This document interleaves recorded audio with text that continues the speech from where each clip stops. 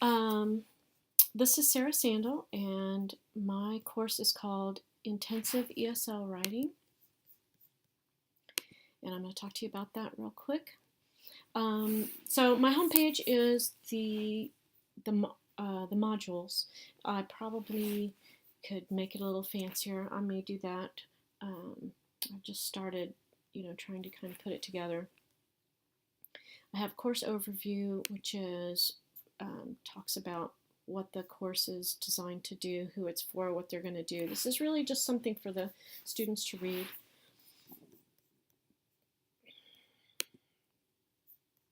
Course objectives.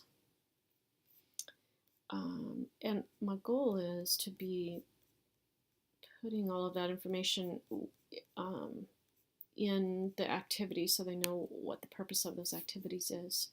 Syllabus, probably could pare this down a little bit, but I like the idea of one of the guys last night who was saying, who was doing an instructor module. I think that would be a good idea to do, and you could put your syllabus, and you could put your design document in there, and that's what the syllabus is based on. So and then the next thing is the pre-assessment.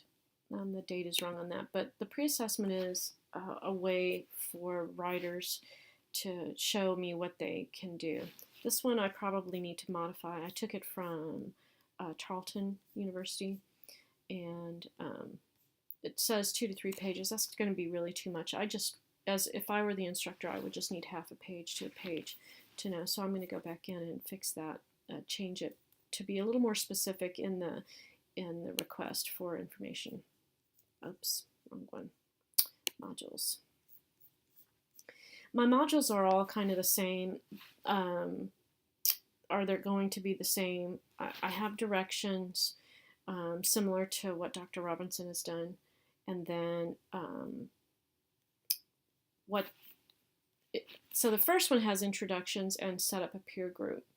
What they are going to see in each one is they're going to have one activity where they're going to be looking at information. They're going to read it. Probably what I need to do is tell them to take some notes, which I haven't really done on this. And so they would go into the website and they would look at, for example, top 10 mistakes. They would look at these examples. And hopefully they would be learning. So probably what I need to do is give them some things to focus on as they're going through each of these websites and videos and things. Here's some more videos. Then for a number of these, they're going to be creating some resource documents.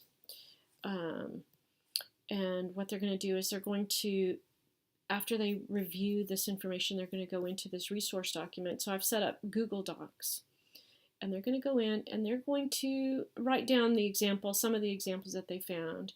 And then they're going to write the mistakes correctly so that they can kind of start to, internalize some of that information. So I put the link to the Google Docs here. Hopefully it will work whenever I publish this. So here's one example, common writing mistakes. They're going to write down 5. They're going to put their name. They're going to write down the mistake that they found. And then they're going to write it correctly. And this is just a way for them to start being aware of those things, because a lot of ESL students make the same mistake over and over again. It's very common. So that's Module 1. So Module 2 is similar. They learn about sentence structure, where they're going to read some information. Then they add information to the resource document. Oh, and in each one I do a blog. And usually the blog is something like, what mistakes do you frequently make? How is learning about this going to help you write better? And talk about what you learned. So it's just, again, getting them to internalize this information, become more aware of it, because a lot of times they're just not aware that they're making the mistakes. They're not as focused on, writing is really difficult in another language, and so they're not focused on that. They're just trying to get some information down and process information through the other language. So one of the things that I talk about in the syllabus is that it is the learning theory is the schema theory. So they have already some of this information, or they should have some of these skills from, if they're college students, then they've already learned how to do some of this. So they just need to translate that into English, and that's a big challenge for them. And the problem a lot of times is, especially coming from other countries where they have a different educational system, so they may be very, very focused on, a lot of times the higher education is almost similar to a bachelor's degree. So not higher education, high school education.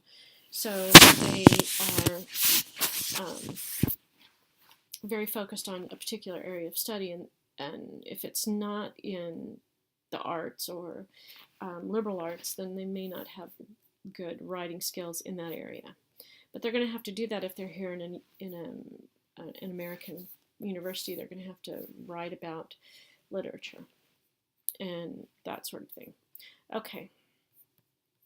So the problem was, as I said, they have mastered very specific academic language, but they struggle with academic essay writing outside of their field of study, especially when they have to write an extended narrative, like in humanities. They struggle with the structure and organization and descriptive vocabulary. So they have a lot of that information in their native language, but they have to transfer that. So that's the idea. We're going to be pulling on that information and just trying to reactivate it. Okay. And so, as I was saying, each module is going to be similar to that. They're going to have a lesson.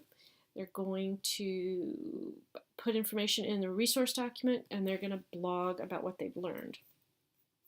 So we just have a couple of those. And this is just kind of a review of some things that they need to be aware of when they're writing in English. Then they get into the actual writing assignment. So I'm going to walk them through the writing assignment process, or the writing process, the pre-writing, and that sort of thing. So my next step is just to fill in all of this with the information that I have already on these websites, and the resources that they're going to use. So I'm just working on that, and it needs to be tightened up. As I go through it, I see things that I need to fix, but right now I'm just loading the modules with the assignments. If you have any comments or questions or suggestions or criticisms, I would appreciate any thoughts you have on that. Thank you.